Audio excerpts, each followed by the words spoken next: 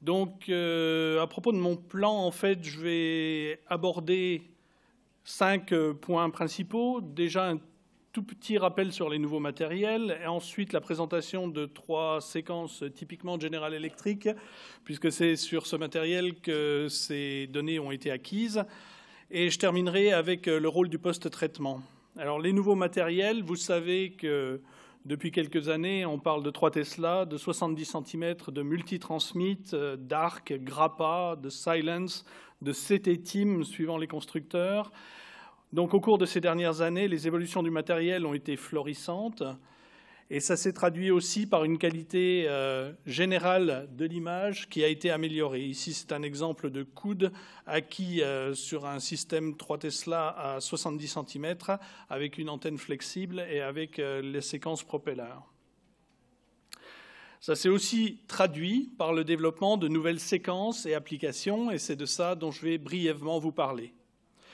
Tout d'abord, je voudrais remercier les manipulatrices du centre Build Diagnostic à Bâle qui m'ont fourni les images qui sont présentées ici et qui ont été acquises sur un système General Electric 3T 750W. Alors tout d'abord, un petit point sur la diffusion, très bref. C'est une séquence bien connue, bien rodée, dont les premières indications sont apparues dans la neurologie principalement, dans l'attaque cérébrale, les tumeurs et la sclérose en plaques. Et depuis quelques années, avec le développement de ces nouveaux matériels dont je viens de vous parler, ainsi que les antennes en réseau phasé et l'imagerie parallèle, on a pu faire de grands progrès en diffusion grâce à l'obtention d'images à haut rapport signal sur bruit, une diminution de la distorsion des images qui est liée, entre autres, à l'utilisation de l'imagerie parallèle. Le problème principal de la diffusion, c'est le très long train de lecture, pendant lequel la magnétisation va avoir une décroissance T2 étoile et donc une accumulation d'erreurs de phase qui vont provenir d'effets d'off-résonance, des inhomogénéités B0, des gradients de susceptibilité, des courants de Foucault, du déplacement chimique. Et tout ça, ça se traduit par du flou, de la distorsion, des images fantômes. L'imagerie parallèle, comme je vous l'ai dit, et l'EPI segmenté peuvent être utilisés pour réduire les trains d'écho et réduire donc les erreurs qui sont liées à la phase, mais le problème est qu'elles ont leurs propres artefacts, en particulier en présence de mouvement. Donc l'idée est venue d'utiliser une imagerie à champ de vue réduit, qui a été appelée, suivant les constructeurs, Focus, Zoomit, etc., et qui ont trouvé leur application en neuro et en abdomen principalement, et qui permettent l'obtention d'images à haut rapport signal sur bruit. Ici, quelques exemples avec une application en sagittal et la carte ADC qui a été générée par le système lui-même. Les impulsions RF d'excitation conventionnelle ont une certaine sélectivité spatiale dans la direction de coupe uniquement. Alors ici, ce qu'on fait, c'est qu'on utilise une excitation 2D, écoplanar, sélective dans l'espace, dans les deux directions de l'espace, dans la coupe et dans la phase. Donc, en excitant une étendue limitée du champ de vue en phase, on contourne la nécessité d'encoder un champ de vue important et on réduit par là même la longueur du train d'écho et la distorsion dans l'imagerie de diffusion EPI. Ici, un exemple en vidéo inversée et en vidéo normale sur le rectum, acquis avec une antenne 36 éléments et 2 valeurs de B. Un autre exemple sur la prostate, là aussi 2 valeurs de B et 2 minutes 40 de temps d'acquisition. Bien entendu, ce n'est pas uniquement applicable dans la prostate, ça peut être appliqué dans le rachis, l'encéphale, n'importe où. Ici, vous avez un exemple avec un axial T1 post-Gado et l'image focus correspondante. Alors, l'intérêt de se focaliser sur une structure permet aussi d'acquérir en haute résolution. Ici, vous avez un exemple avec une matrice 160 par 80 et 1,5 mm d'épaisseur de coupe. En ostéo-articulaire, quelques cas. Ici, une femme de 55 ans qui se plaignait de douleurs depuis 2 semaines, mais pas de trauma. Et ici, nous avons un diagnostic d'arthrite rhumatoïde.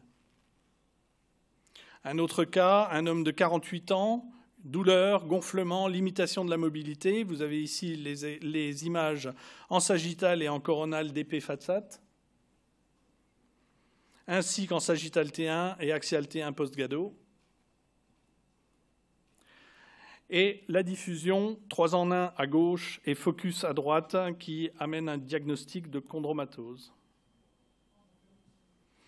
À part la diffusion, d'autres séquences ont été développées, en particulier une séquence qui s'appelle Maverick, qui utilise des méthodes 3D modifiées, qui tirent avantage de l'insensibilité des processus d'encodage de phase aux distorsions de champs magnétiques.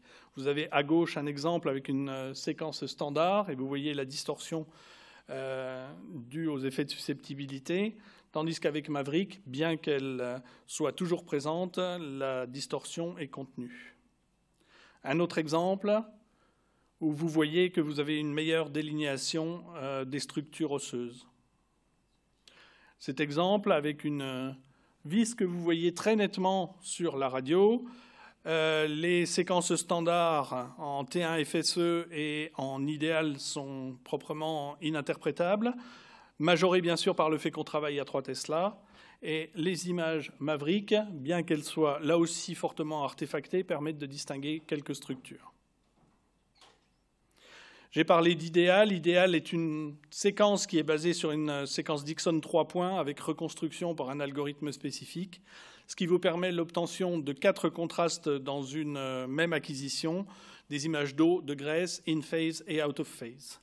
C'est souvent utilisé pour améliorer la saturation de graisse dans des régions difficiles, dans le rachis cervical par exemple, mais ça peut être appliqué à d'autres anatomies. Ici, vous avez un exemple avec une prothèse de hanche.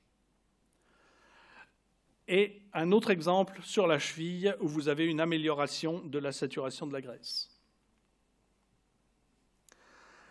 Alors toutes ces séquences, c'est bien joli, mais est-ce qu'il y a un rôle pour le post-traitement? En fait, acquérir des images avec ces nouvelles techniques ne suffit plus. La quantité d'images produites est conséquente et il faut des solutions de traitement de données efficaces. Et par conséquent, le rôle de l'oléasphère est primordial.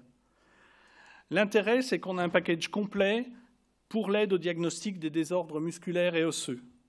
Alors tout débute avec le viewer, Oléavision. Ça semble stupide, mais si vous n'êtes pas capable de visualiser vos images, vous n'allez pas aller bien loin. Or, le viewer est simple d'utilisation, est extrêmement puissant et extrêmement performant. Un des autres intérêts que vous avez dans la sphère, c'est que vous travaillez avec des plugins. Et la force du plugin, c'est que quand vous avez de nouvelles solutions qui sont développées, quelles que soient les applications, elles peuvent être immédiatement opérationnelles sans forcément avoir besoin de mise à jour contraignantes. Donc c'est efficace et rapide. Par exemple, dans le cas de la diffusion dont nous avons parlé plus tôt, il est indispensable de pouvoir disposer d'outils de post-traitement adaptés. Et là, dans ce cas-là, nous utiliserons le plugin de diffusion avec des calculs d'ADC automatiques. Des nouvelles directions se dégagent aussi dans l'ostéo-articulaire, comme Eric vous l'a présenté, basées sur l'utilisation de nouvelles techniques. Ainsi, la relaxométrie, qui permet un diagnostic quantitatif pour la détection des tissus anormaux. Mais encore une fois, le problème principal, c'est d'avoir des outils adaptés pour le traitement de ces données. Et l'oléasphère, comme Eric vous l'a montré dans sa présentation, est déjà prête pour ce type de traitement. La perméabilité se développe aussi de plus en plus, ce qui permet l'obtention simultanée de paramètres qualitatifs, donc une inspection visuelle rapide et des données quantitatives pour un diagnostic complet. Ce qui est fait de façon routinière et automatique avec l'oléasphère.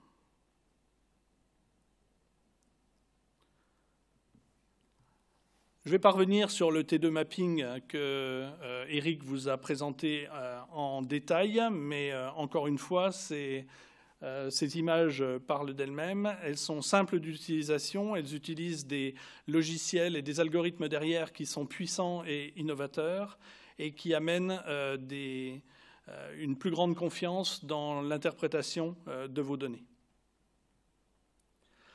Alors, la conclusion de cette présentation maintenant. Les nouvelles séquences de diffusion, que ce soit Focus ou autres, permettent l'acquisition d'images de diffusion en haute résolution dans des temps d'acquisition qui sont maintenant cliniquement acceptables. Maverick, idéal, autorise aussi l'intégration de patients qui étaient préalablement exclus du diagnostic, mais l'intérêt se tourne de plus en plus de ces nouvelles acquisitions, vers des méthodes de post-traitement qui sont optimisées, qui sont rapides, fiable et intégré dans un workflow de routine clinique. Vous avez entendu les orateurs précédents insister sur ce point là aussi. c'est intégré dans leur pratique quotidienne. L'avantage des solutions OLEA, c'est de répondre à ces critères, tout en s'intégrant aussi dans un environnement multiconstructeur qui est de plus en plus présent dans les hôpitaux et les cliniques privées sur le marché. Et sur ce, je vous remercie.